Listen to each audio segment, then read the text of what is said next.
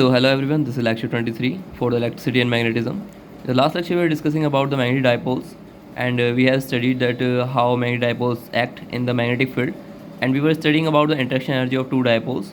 So let's move forward. There are two magnetic dipoles given, and they are at angle theta 1 and theta 2 from this line.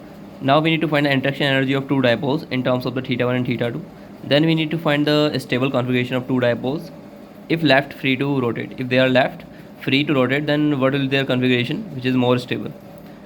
So let's first find the interaction energy. So we know the formula for the interaction energy, that is mu naught by 4 pi r cube m1 dot m2 minus 3 m1 dot r and the m2 dot r. So this is your r cap direction and this is your formula, but we need to find that in the terms of theta 1 and theta 2. So let's join these two lines, and the backward they will make this angle, that is alpha. This is theta 1, this is theta 2. So this will be theta 2 and this will be pi minus theta 1. Now from here alpha will be theta 1 minus theta 2. Now just we will see this formula. This is m1 dot m2, that will be m1 magnitude, m2 magnitude, and cos, the angle between them, that is alpha. Alpha is nothing but theta 1 minus theta 2, that will be m1 m2 cos theta 1 minus theta 2. Minus 3 m1 dot r will give you m1 cos theta 1, and this will give you m2 cos theta 2. Now simply we will just open this identity, that is cos x minus y, cos x cos y plus sin x sin y. So that will be this. Now this will give you minus 2 cos theta 1 cos theta 2. So this will be your formula for the interaction energy in terms of the theta 1 and theta 2. So this is the answer of your first part. Now we need to find the stable configuration. So for the stable configuration, this energy should be minimum. So to make this minimum, this is depending on two variables, that is theta 1 theta 2. So del u by del theta 1 must be 0 to find that value at which it will be minimum, and to find that will be del u by del theta 2 also be 0. So these are the two conditions. So let's find the derivative of u with respect to theta 1, the partial derivative. So that will be del u by del theta 1 equal to 0, means this must be equal to 0. Theta 1 will give you cos theta 1 here, and here it will give you minus sin theta 1, that will give you plus here. So now we'll just solve this, and this will be equal to 0. So we'll substitute this equal to 0, and from here this must be equal to 0. Now let's take the derivative with respect to theta 2, that will be mu naught m1 m2 4 pi r cube sin theta 1 cos theta 2 plus 2 cos theta 1 sin theta 2. Now this must be equal to 0, so put equal to 0. So it will be sin theta 1 cos theta 2 equal to this. Now see, just multiply with 2 here, so it will be 2 sin theta 1 cos theta 2 and 4 here. So from 1 you have the left hand side same as this, but right hand side is not equal. So to make them equal, they all should be equal to 0. So from 1 and 2, sin theta 1 cos theta 2 must be equal to 0, only then they can be equal, and cos theta 1 sin theta 2 must be equal to 0. Now see, this is possible when if theta 1 is 0, means sin theta 1 is 0, then sin theta 2 must be 0, only then this will satisfy, or cos theta 1 equal to 0 and then cos theta 2 must be equal to 0. So that will be the condition from here. So either this will be the case or this will be the case. So to make the energy minimum, these will be your cases. So let's see what orientation will be. Means to make this 0, theta 1 theta 2 must be 0 0. So at theta 1 theta 2 0, then orientation will be this way for these two, and this can be 0 also when theta 1 is 0 and theta 2 is pi. So this can be the condition, and this can be 0 when theta 1 theta 2 are pi by 2 pi by 2. So this will be your case, and this can also be 0 when theta 1 is pi by 2 and theta 2 is minus pi by 2. So this can be the case. So see, these are the four combinations. Why I am saying these combinations? Because here minus theta 1 can be minus pi by 2 and theta 2 can be pi by 2. So these two will be only one combination. So here also it can be this way, and both can be pi pi, and both can be pi 0. So these are the four combinations there. Okay, so only four combinations are possible. So these are the possible combinations for the minimum energy. Let's find that which one has the most minimum energy. So that will give you the most stable state.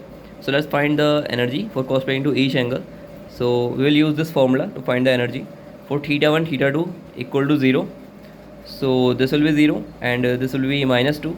So this will give you, let's say this is something k, so assume this is some constant k, then that will give you minus 2k energy for the first case, and substitute the value angle for second one, you will get plus 2k, and for third one you will get k, and for the fourth one you will get minus k. And see here, this is your minimum energy for this minus 2k, and this is the case when both will align in the same direction, in the direction of the line joining them. So this is the line joining them, so they will align in the same direction, then you will have the minimum energy. So you must remember this case. Now let's start the new topic, that is magnetization. So what is magnetization? So before starting this, let me tell you, this is the same case. You have to means relate both these things at every time. That in the electrostatics we have studied about the polarization. There will be a dielectric, and when you put dielectric inside a electric field, then the dielectric will polarize. So same case here we will see, and here it will be a magnetic material which will be put in the magnetic field. Then the magnetic material will be magnetized. So you must remember the analogy at every time, only then you can remember. So if a magnetic material is placed in an external magnetic field, all the atoms, the small magnetic dipoles, those are atoms, they will orient in a particular direction, either in the direction of the magnetic field or in the opposite direction of the magnetic field. So we study only these two cases, paramagnetic and the diamagnetic. We won't go into the very detail of paramagnetic and all, that will the case of solid state physics. I explained all these things in the solid state physics. So here you need only the directions which is in the same direction or the opposite direction. So then we say material gets magnetized. When they orient themselves in the same direction or opposite direction, we will say that the material is magnetized. And what is magnetization? Definition is magnetic dipole moment per unit volume. So when you apply this magnetic field on this magnetic material, then they will orient themselves in the same direction. Then each atom will be act as a current loop. So they will orient in the same direction. See, all are in the same direction. So that will give you a net dipole moment, and per unit volume will give you magnetization. So this is your magnetic material. Now see, as in the electrostatics we have the bound charges. Here we will have the bound current, because of this orientation you will see that there is a net current developed on the surface, and there can be a net current inside the material. So that will be bound current inside, and means volume bound current and the surface bound current. So as there we have the surface charge and the volume bound charge, here we have the surface bound current and the volume bound current. See, there are two cases. Means for the bound current there are two, that is surface bound current represented by Kb, volume bound current represented by Jb.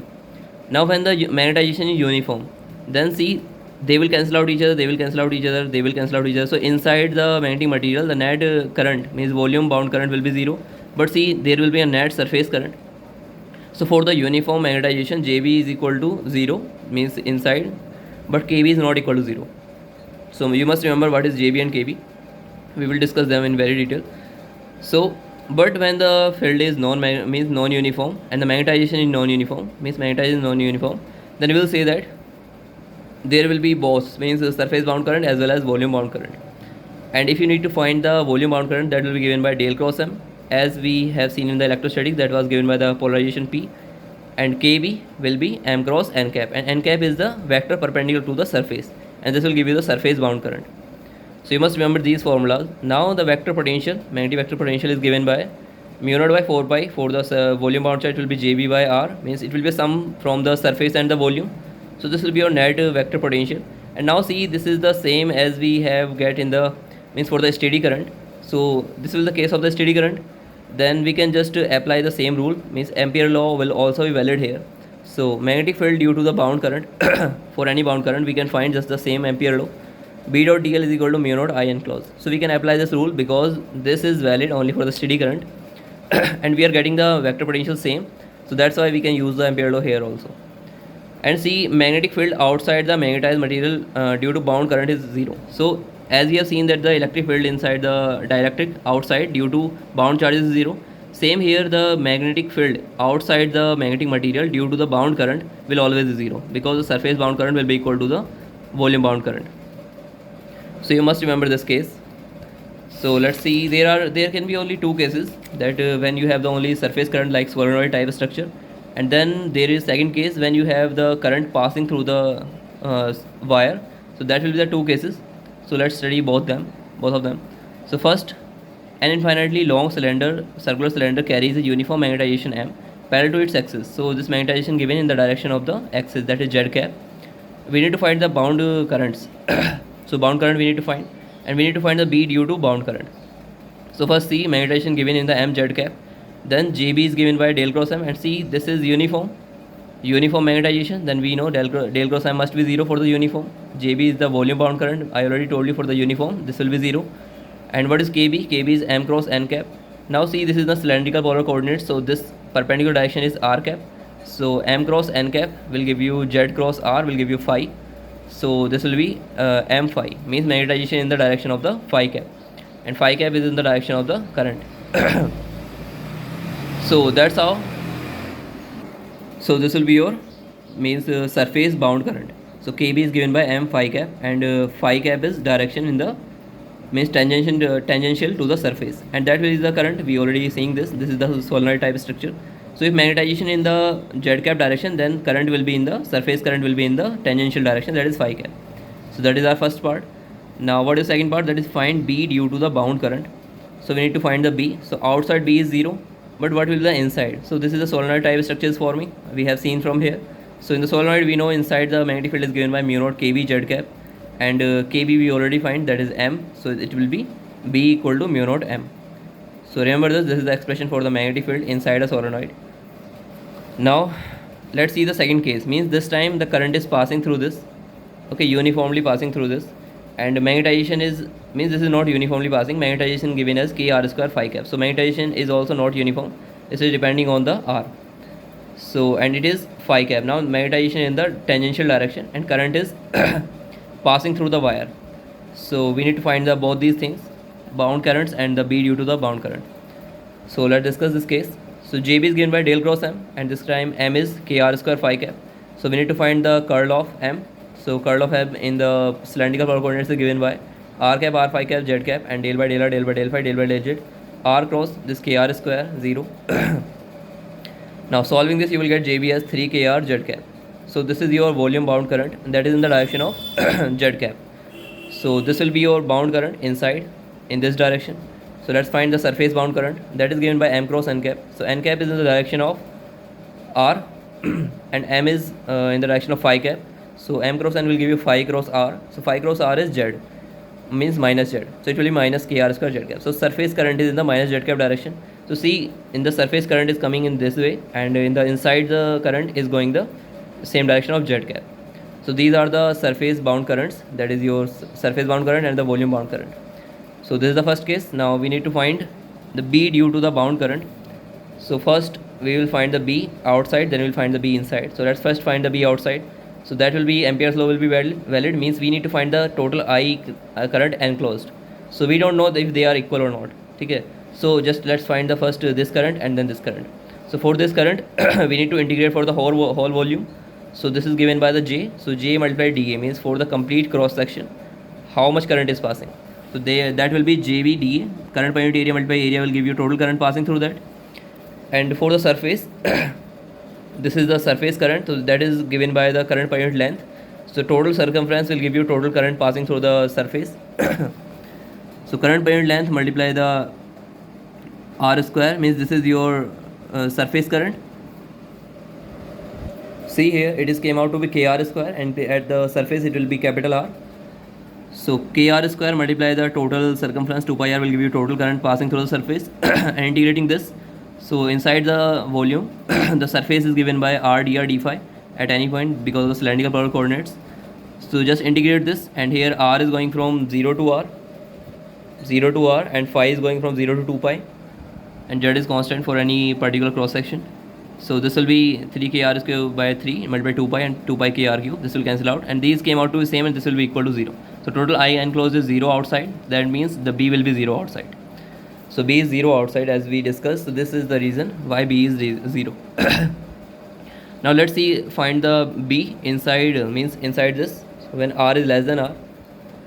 So at that case, B into 2 pi R equal to mu naught total I enclosed. So this time the surface current won't count, so it will be only the volume bound current. That will be 3 k R. R dr d phi will give you the surface element, and this is current per unit area. So that will give you R square, and now it will be equal to B equal to mu naught k R square phi cap. And see, k R square is nothing but M. So M was given as k R square phi cap. So in the place of k R square phi cap, we can write M. So B will be mu naught M. So see, this will remain same inside the wire or solenoid. That will be mu naught M. Now there is another thing, that is Ampere's law in the presence of magnetized material. Means we know what is Ampere's law. There is current and there is this bound surface. So you can find the magnetic field due to this current at the surface by just taking the loop. So what if this current is means there is some magnetic material, and this current is passing through that, and we need to find inside that magnetic field. Then how that magnetic field affected due to this magnetic material. So see, this is the same case as we have find the electric field due to a dielectric material, because inside there will be a charge created by the free charge, and that will give you the electric field also. So up till here we were discussing the magnetic field only due to the bound currents, but now we will see the actual magnetic field, because that is because of the free current and the bound current both. So this is the same case as we discussed in the dielectrics. You must see that lecture, or you should revise, then you can relate this all. So what is Ampere's law in presence of magnetized material? So there is current passing through this. Now see, there is a magnetic field due to this current, and there will be a magnetization due to this current inside this magnetic material. So that magnetization will give you the bound currents, and there will be this current. So there will be net magnetic field due to these both of them, the magnetization current and the free current. So del cross B mu naught J, this is the Ampere's law, differential form of Ampere's law, and the total, now this J is the current. So the inside this surface, means at any point here, the total current will be given by the free current that is passing through this, and the volume bound current, that will be JB plus JF. So del cross B equal to mu naught del cross M. In place of JB we know that is del cross M plus JF. Now after solving this will go this side, and you can take the common, so it will be B by mu naught, then you can take the M common, so the del, it will be del cross B by mu naught minus M equal to JF. Now this quantity is written as H, and is equal to JF. Now see, from here H is nothing but B by mu naught minus M, and this can be written as B equal to mu naught H plus M. Now this is the same case as we were discussing the D field in the electrostatics, that means that is displacement vector. Same here we have get this H field. So what is this H? Now see, taking the integral form of this, take the dA integral both sides. This will give you the total I current, and this will give you divergence using the theorem. Sorry, this will give you this line integral H dot dl, line integral equal to IF, and now B equal to mu naught H plus M. So see, from here we can see that this H is depending on the free current only, but this will be condition will be valid only when there is the same condition as for the B, because now divergence of B is 0. So there must be del dot H must be equal to 0, but we will see that, take the divergence here, del dot B will be 0, and del dot H, del dot M. So del dot H will be equal to minus del dot M. So this is not equal to 0. So means this condition not satisfied in general. So this will be satisfied only when this is equal to 0, then this will be equal to 0, then this will be valid. So in general we know when there is a symmetry in the cases, so this del dot M came out to be 0, and this is valid condition when this del dot M is 0. So in symmetrical condition del dot M is 0, and source of H is JF only. So this is the same case as we discussed in the electrostatics, that there this D field was depending on the free charge only. So you must see that lecture. And now see, this was the symmetrical cases. Now in symmetrical cases there is no free current here.